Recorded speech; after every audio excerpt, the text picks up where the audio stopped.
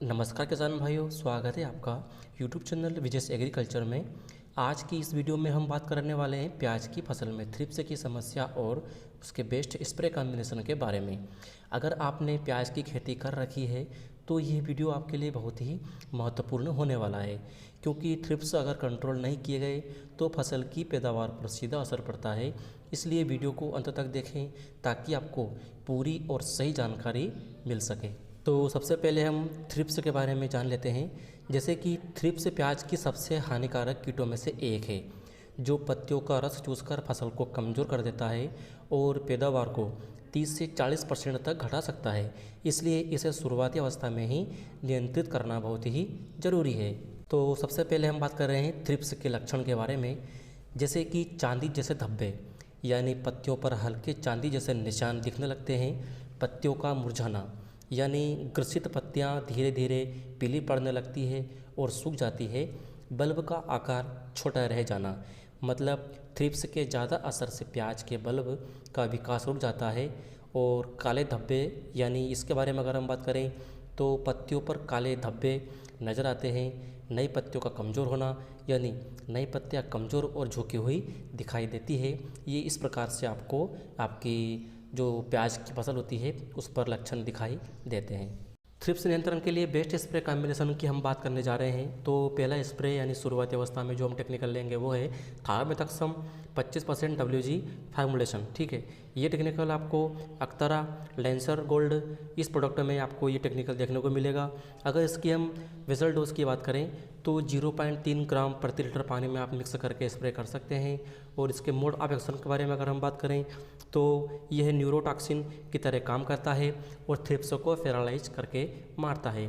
इसके फ़ायदे के बारे में अगर हम बात करें तो ये जल्दी असर करने वाला टेक्निकल है और फसल की प्रारंभिक वृद्धि को सुरक्षित रखता है। इसके बाद हम बात कर रहे हैं दूसरे स्प्रे के बारे में। तो इसे हमें टेक्निकल लेना है स्पेनोटोरम 11.7%, जो कि SSC फार्मूलेशन में आपको ये टेक्निकल देखने को मिलेगा। SSC यानी सस्पेंशन कॉन्सेंट्रेट, जो कि लिक्विड सफ़ेद गाढ़े फॉर्म में आता है। और ये आपको डेलीगेट जो प्रोडक्ट होता है उसमें आपको ये टेक्निकल देखने को मिल जाएगा। और डोज की बात करें तो 0.5 ml प्रति लीटर पानी में आप मिक्स कर स्प्रे कर सकते हैं। मोड ऑफ एक्शन के बारे में अगर बात करें, यानी ये कार्य कैसे करता है, तो ये थ्रिप्स की नसों और मांसपेशियों को निष्क्रिय कर देता है, जिसे वहाँ खाना बंद कर देते हैं और उनकी डेथ हो जाती है।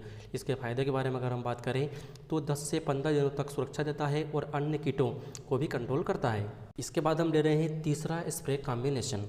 इसमें जो टेक्निकल है एजोक्सिस्ट्रोबिन 11% प्लस टेबुकोनाजोल 18.3% SSC फार्मूलेशन। ये टेक्निकल आपको कस्टोडिया प्रोडक्ट में देखने को मिल जाएगा। इसके बाद प्लस यानी फिप्रोनिल 5% SSC फार्मूलेशन। ये टेक्निकल आपको रीजेंट प्रोडक्ट में देखने को मिल जाएगा। तो ये कॉम्बिनेशन प्याज की फसल में फफूंद जनित रोगों और कीटों के नियंत्रण के लिए उपयोगी है। ये कॉम्बिनेशन कब और क्यों उपयोग करें? तो कस्टोडिया प्रोडक्ट प्याज में झुलसा रोग और अन्य फफूंद जनित रोगों को रोकने के लिए। रीजन जो प्रोडक्ट है ये थ्रिप्स, सफ़ेद मक्खी, जड़ कीट और अन्य चूसक कीटों को नियंत्रित करता है। स्प्रे का सही तरीका और डोज के बारे में अगर हम बात करें तो कस्टोडिया जो है ये 1 ml प्रति लीटर पानी, रिजेंट 1 ml प्रति लीटर पानी में आप मिक्स कर सकते हैं। स्प्रे अंतराल की बात करें तो 12 से 15 दिन के बाद दोबारा स्प्रे कर सकते हैं, समय सुबह या शाम के समय जब हवा कम हो। अगर हम इसके मोड ऑफ एक्शन के बारे में अगर बात करें तो फसल को रोगों और कीटों दोनों में से सुरक्षा मिलेगी। पत्तियां हरी और स्वस्थ रहेगी, जिससे प्याज का बल्ब सही आकार का होगा और लंबे समय तक असरदार भी है, जिससे बार बार स्प्रे करने की आवश्यकता नहीं रहेगी।